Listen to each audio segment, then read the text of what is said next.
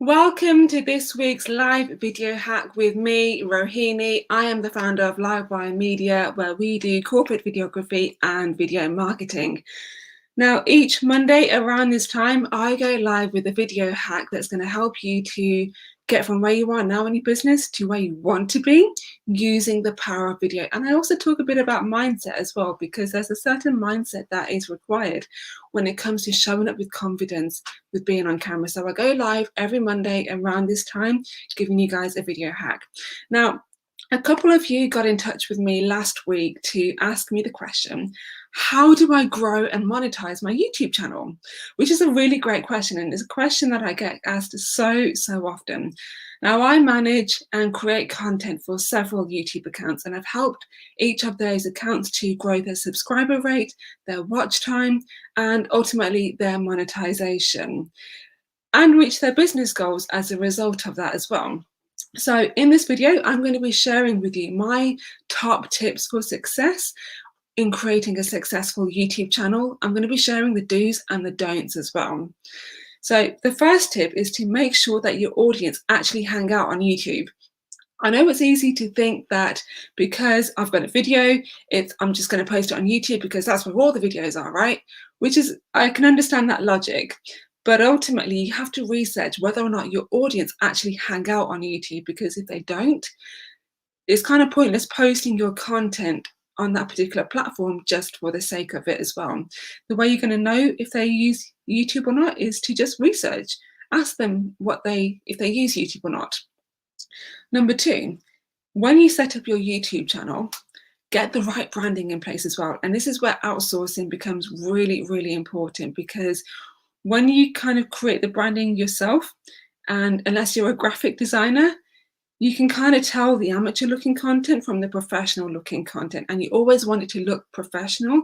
You want your brand image to be on point, because that's the first impression people are going to get when they see your YouTube channel, and it's going to create a perception of what it is that you are about before they even see your content. So make sure that your branding has got the really great banner, something that's eye-catching and something that tells people where they can get in touch with you off the back of seeing your content.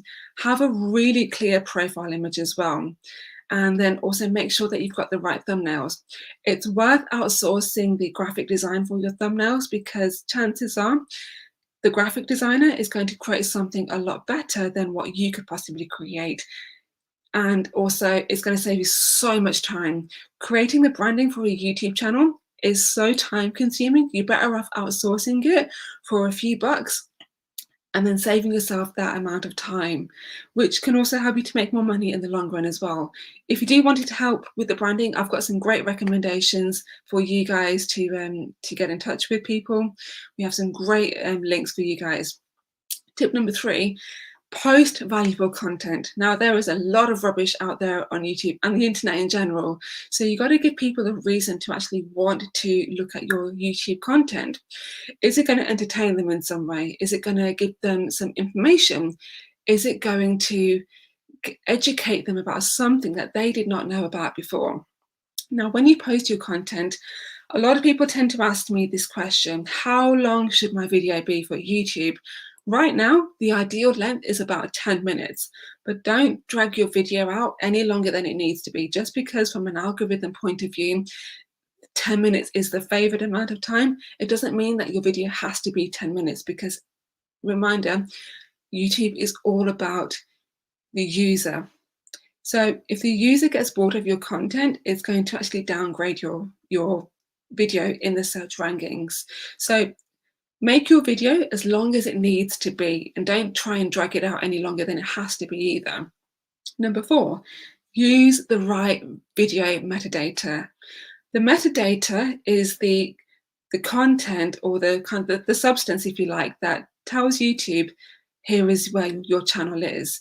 It's kind of like the coding and the using the right tags, using the right descriptions, etc. So when you set up your channel, you need to make sure that you have the right metadata in place. Otherwise, when people search for your content, YouTube just isn't going to show it to them, because there's no compatibility, because there's no metadata there. If you need help using the right metadata, that's what we can help you with, to find the right metadata for your particular channel. Number 5, when you monetize your YouTube channel, a lot of people tend to think that advertising is the only revenue option on YouTube, and that is absolutely not the case. Now, YouTube, Google even take a 45% cut off all revenue made from a AdSense video. So what I mean by AdSense is when you monetize your video through traditional advertising on YouTube, YouTube will take a 45% cut of that. Now, because that's such a huge chunk, there's lots of other ways that you can monetize your YouTube channel. And in fact, the most successful YouTubers that I know, they do these other steps. So the first option to monetize your YouTube channel is to set up affiliates. If you know of a great product or a great service, get in touch with that person or the business owner and say, hey, I'd like to promote your channel or your product on my particular channel. That's affiliate marketing. The other option is you can use sponsorships. So affiliate marketing and a sponsorship, you do have to kind of build up a bit of a subscriber rate in order for you to have more success in landing a good sponsorship or a good affiliate, but it can be done, even if you have a niche channel as well. So set up a sponsorship with a company that is relevant to your brand or your values. The third option to monetize your YouTube channel is to set up a membership account. Now, this is the option that a lot of people do not know about and they haven't activated it yet. So when you build your subscriber rate up to a certain amount, or even as soon as you've monetized it, what you can do is you can set up membership options within your YouTube community subscriber memberships. What I mean by that is, so your subscribers can essentially pay for a membership in which they can receive exclusive content. You can set the price rating for the membership to however much you want, but just bear in mind that like a traditional membership, the higher it is, the more people will expect to get in return. So you could give your members exclusive content. The other option is to use Patreon. Patreon is an organization that allows your viewers, your members, your subscribers to donate to your channel. It's kind of like a PayPal, but a bit more of a trusted version for YouTube. Now, I mentioned about AdSense earlier. So the way that AdSense works for YouTube right now is it's based on watch time. So if people are not watching your video for a long time, your monetization actually goes down. Now, as I mentioned before, YouTube is all about user content and user habits. It's all about making the user feel really, really special. So AdSense, the way that YouTube monetizes their channel is always subject to change because user habits always change. Previously, it was based on how many subscribers you had. Then it was based on how long your viewers watched the advert for. That didn't work out very well. And now it's based on how long people are actually watching your live video content for. And on that note, that's why a lot of people typically prefer longer form videos on YouTube, but you have to have the retention there in order to get the monetization up. Number 6, my last tip, is to be consistent with your posting as well. When you're doing YouTube, especially from an organic point of view, it can take months, even years, to get to 1,000 subscribers. And that's because YouTube itself is so extremely saturated. So make sure that you are posting consistently, i.e. daily if possible, minimum 3 times a week, because that way then your audience can see your content regularly. They get to know you, the person behind the lens as well.